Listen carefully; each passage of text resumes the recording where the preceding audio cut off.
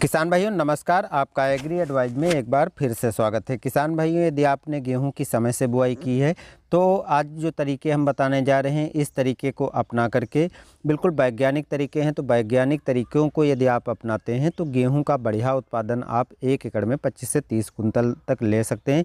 निर्भर करता है कि आपने वैरायटी कौन सी चयन किया है, क्योंकि दोस्तों यदि आप जितना लेट बुआई करते हैं गेहूँ की उतना ही उत्पादन कम होता चला जाता है।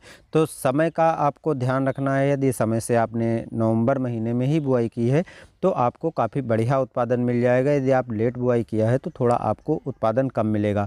लेकिन जो वैज्ञानिक तरीके हैं, यदि वैज्ञानिक तरीके से उर्वरक और समसामयिक कार्य आप अपने गेहूं की फसल में कर लेते हैं तो निश्चित ही आपको काफ़ी बढ़िया उत्पादन मिल जाता है। वैज्ञानिक तरीकों की बात की जाए तो जब आप गेहूं की बुआई करते हैं तो गेहूं की बुआई के समय आपको नाइट्रोजन, फास्फोरस, पोटास के साथ साथ जिंक सल्फेट, सल्फर आदि की भी पूर्ति करनी होती है, यानी साथ में दे देना होता है। लेकिन बहुत से किसान भाई बुआई के समय ये सब चीज़ें नहीं दे पाते हैं, तो आप पहली सिंचाई पर भी इन चीज़ों को दे सकते हैं। लेकिन पहली सिंचाई पर सामान्य रूप से यदि आपने उर्वरकों की सही मात्रा बुआई के समय कर ली है तो जब पहली सिंचाई करते हैं तो 20 से 25 दिन का समय जो होता है पहली सिंचाई के लिए काफ़ी सही समय होता है। और इस समय जो उर्वरकें आप गेहूं की बुआई के समय नहीं दिया है उनको दे सकते हैं। जैसे जिंक सल्फेट नहीं दिया है तो जिंक सल्फेट भी दे सकते हैं, सल्फर भी दे सकते हैं, या आयरन सल्फेट भी दे सकते हैं, माइक्रो न्यूट्रिएंट्स भी दे सकते हैं। लेकिन यदि आपने इनको नहीं दिया है तो आपको कितनी मात्रा देना है, कैसे देना है, आई बटन में आपको उसका लिंक मिल जाएगा। आप उस अनुसार जो है उर्वरकों को दे सकते हैं। लेकिन यहाँ पर हम केवल वैज्ञानिक तरीकों से बात करेंगे तो वैज्ञानिक तरीके में ये सभी उर्वरकों की पूर्ति बुआई के समय कर देनी होती है। तो पहली सिंचाई में आपको जो पूर्ति करना हो यूरिया 50 किलोग्राम ले लेना है और इसको आपको बुआई कर देना है। इसके बाद दोस्तों दूसरी सिंचाई आती है, तो दूसरी सिंचाई सामान्य रूप से 40 से 45 दिन के बीच में किसान भाई करते हैं। कुछ जगह पर दूसरी सिंचाई पहले कर लेते हैं, लेकिन नॉर्मल तौर पर किसान भाई जो दूसरी सिंचाई करते हैं वो 40 से 45 दिन पर ही करते हैं। तो यदि आप 40 से 45 दिन की गेहूँ हो गई हो तो इस समय भी आपको 50 किलोग्राम यूरिया की बुआई कर देना है।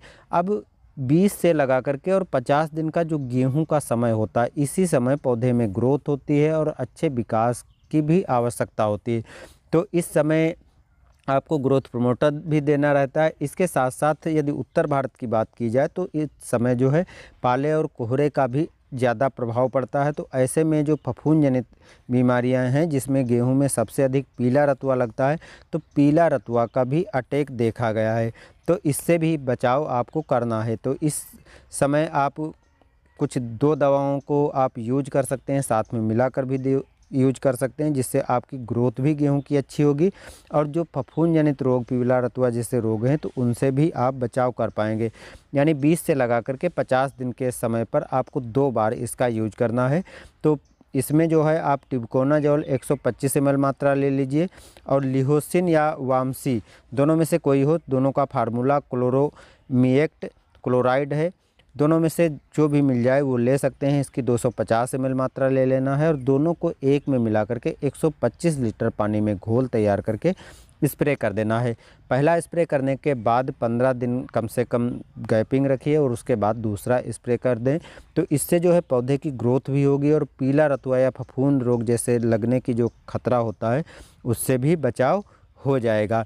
इसके बाद दोस्तों जो जनवरी महीना आता है, सामान्य रूप से इस समय हल्की फुल्की बारिश हो जाती है और ऐसे में जो है वातावरण में ह्यूमिडिटी अधिक बढ़ जाती है, जिसके कारण बरसात होने के बाद जो है माहू का अटैक यानी थ्रिप्स लगने का खतरा बन जाता है। तो यदि आपके खेत में इस समय थ्रिप्स यानी माहू का असर दिखाई पड़ रहा है तो इससे बचाव के लिए भी आपको दवाओं का यूज करना ज़रूरी है। यदि आप माहू से बचाव नहीं करते हैं तो ये पौधे को कमज़ोर कर देता है, बालियों में दाने जो है इतने अच्छे से नहीं भरते हैं या दानों का रस चूस जाता है, जिससे दाने जो है कमज़ोर हो जाते हैं, बैठ जाते हैं, हल्के हो जाते हैं, जिससे आपका उत्पादन कम हो जाता है।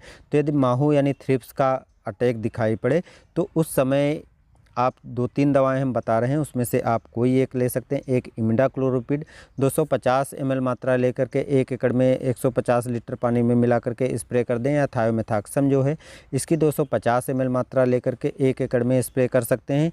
इसके अतिरिक्त जो है क्लोरोपाइरीफास, इसका भी आप 500 ml मात्रा लेकर के स्प्रे कर सकते हैं। क्लोरोपाइरीफास आपको इतना अच्छा कारगर इस समय नहीं दिखाई पड़ेगा, लेकिन यदि आपके खेत में दीमक किसी भी समय दिखाई पड़ रही है तो क्लोरोपाइरीफास 20% वाले 500 ml मात्रा लेकर के स्प्रे कर सकते हैं। तो इस प्रकार से यदि आप उर्वरकों को देते हैं तो आपको काफ़ी बढ़िया उत्पादन मिल जाएगा। हाँ दोस्तों, यदि आपको लास्ट में बालियाँ निकलने के पहले अवस्था में यदि आपके पौधे में कुछ पोटास आदि की कमी दिखाई पड़ रही है, यदि आपने बुआई के समय नहीं दे पाए हैं, तो 0050 या 05234 का भी स्प्रे कर सकते हैं, जिससे आपका जो है उत्पादन काफ़ी बढ़िया मिल जाएगा। तो ये वैज्ञानिक तरीके हैं। यदि वैज्ञानिक तरीके से आप खेती करते हैं तो कोई रोग भी नहीं लगेगा, किसी प्रकार की बीमारी भी आपके गेहूं की फसल में नहीं लगेगी, और उत्पादन भी काफ़ी बढ़िया मिल जाएगा और लागत भी आपकी कम आएगी। तो आज की जानकारी दोस्तों इतनी ही। मिलते हैं नए वीडियो में, तब तक के लिए दीजिए अनुमति। धन्यवाद।